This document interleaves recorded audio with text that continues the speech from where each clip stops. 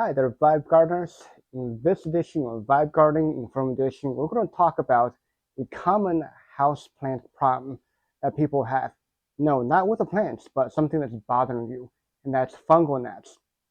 And with that, here we go. Have you ever had a situation where you're sitting at home, you're drinking a cup of juice or apple cider or something, and you look down and you see yourself a black little dot on the apple cider that you know didn't come from the jug of apple cider you got from the store.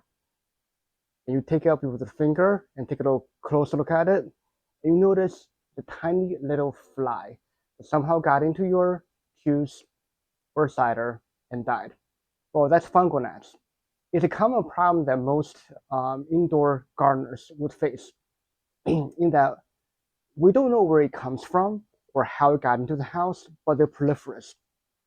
They generally will have come from whatever soil you have, and their main goal is to feed on fungus that grows in your dirt. And that happens quite a bit. And what they end up doing is they would have the whole life cycle of laying egg on your dirt and basically feed on that fungus, and through its whole life cycle it just reproduce and all that junk, right? It's only its whole entire life is only a few days. I mean, or something very short like that. It's a very short living insect, and it is the bane of existence for most of you indoor gardeners, like it is for me. It constantly fly in my face. I don't know what it is about my face it likes. This is a common problem with a gardener's face, and they're a pain in the butt.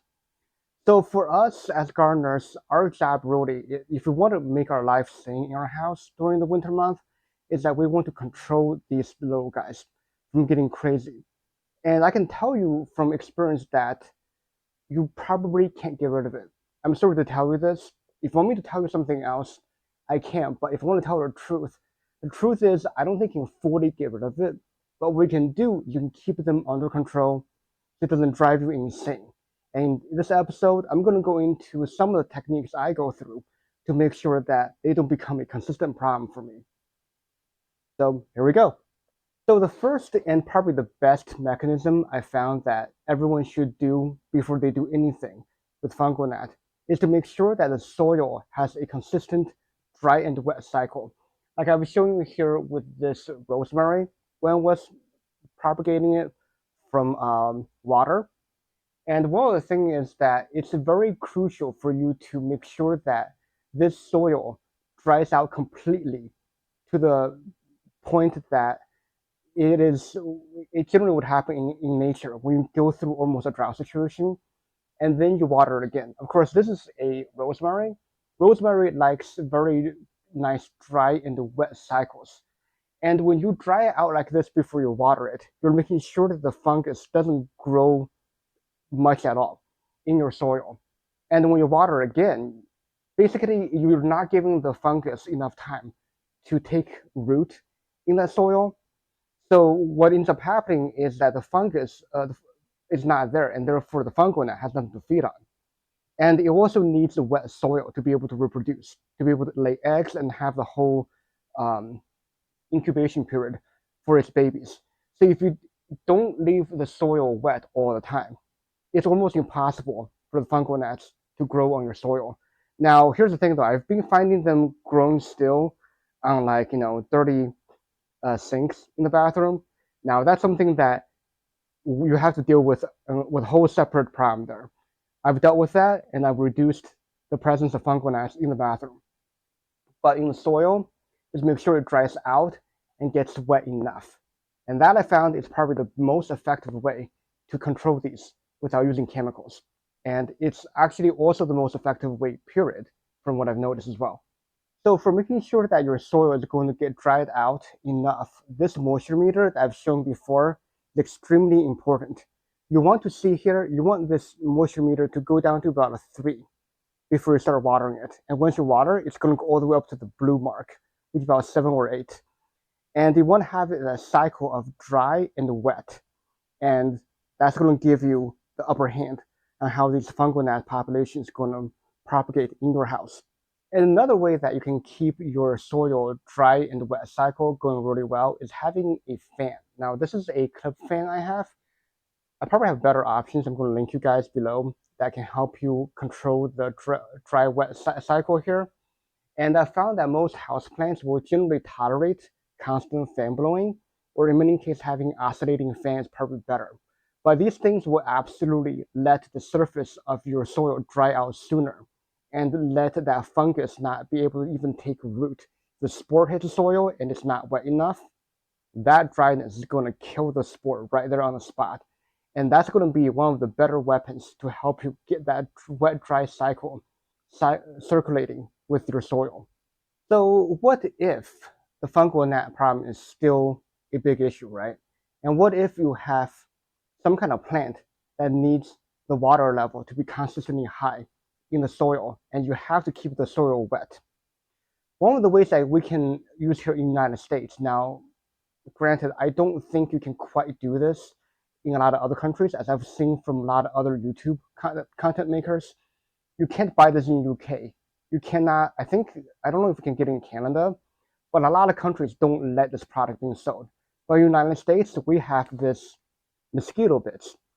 This is actually a bacteria that will require your soil to be wet to be able to get in there. And what it does is that it's actually designed for getting rid of mosquito by basically preventing the larva of the mosquito from being able to make it.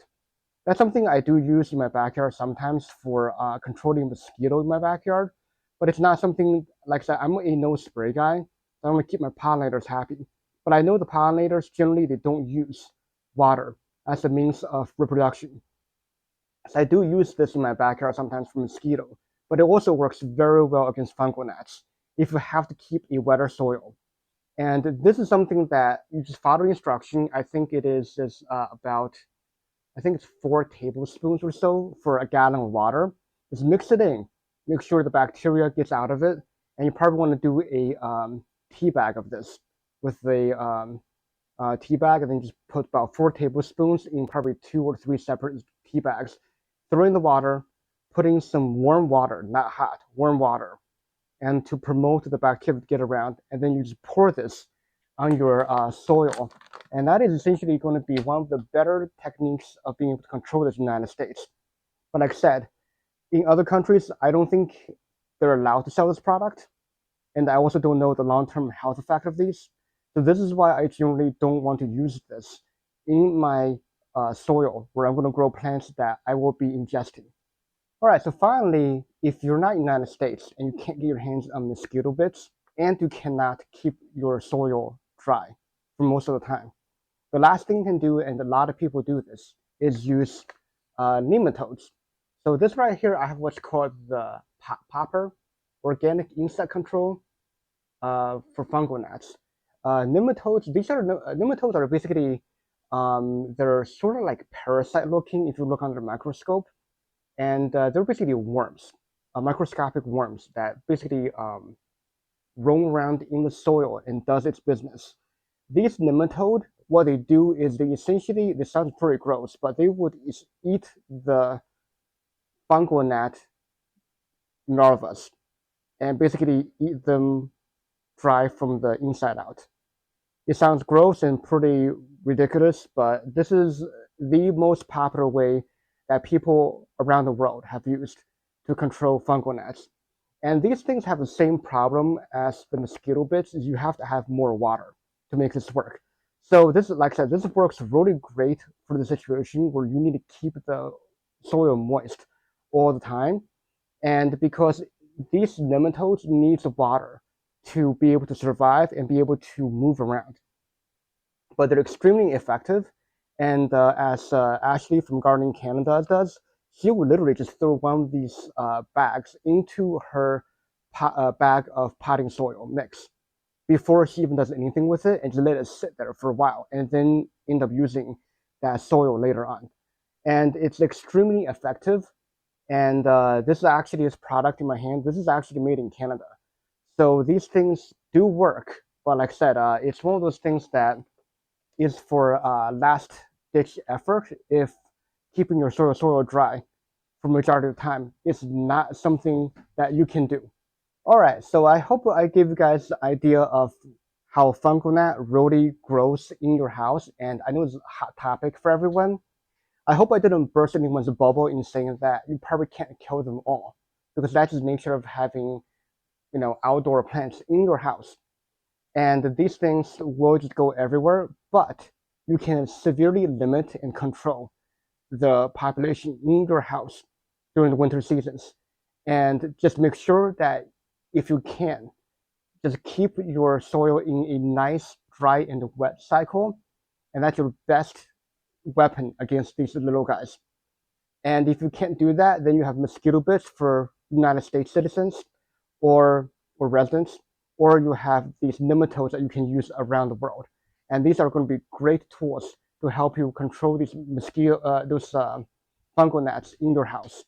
With that said, keep gardening and keep vibing. Let's go.